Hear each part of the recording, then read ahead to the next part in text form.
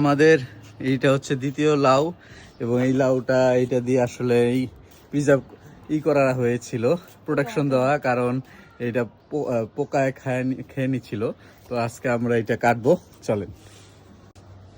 তো আমাদের নিয়মিত ছাদ কৃষির ব্লগগুলো আসতেছে, কিন্তু একটু কষ্ট আছে যে আমাদের অনেকগুলো লাউ আসলে মরে গেছে কোনো কারণে, পোকায় বা যেই হোক।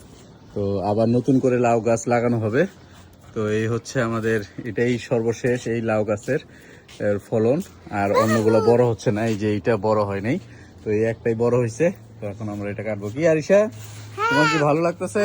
হ্যাঁ তাই না?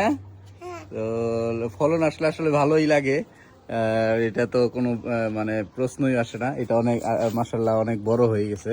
তো আজকে আমরা এটা কাটবো। তুমি কাটবে? হ্যাঁ তুমি কাটবা, কাটো।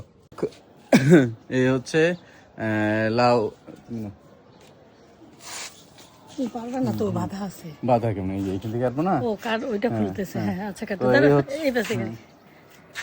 তো আরিশা এই যে আসো আমরা একসঙ্গে কাটি। তো এই হচ্ছে আমাদের ছাদ কৃষির দ্বিতীয় লাউয়ের ফলন। আমরা এখন এটা কাটবো। বিসমিল্লাহ। বিসমিল্লাহ।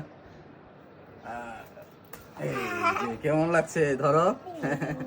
এই হচ্ছে লাউ, ভালো। এটার আসলে মূল্য দিয়ে চিন্তা করা যাবে না, কষ্টের ফল, এবং খুব সুন্দরভাবে এই লাউটা হয়েছে। আমরাও আসলে অনেক প্রায় অনেক দিন অপেক্ষা করছি এই লাউয়ের জন্য। তো ছাদ কৃষি থেকে আজকের মতো বিদায়।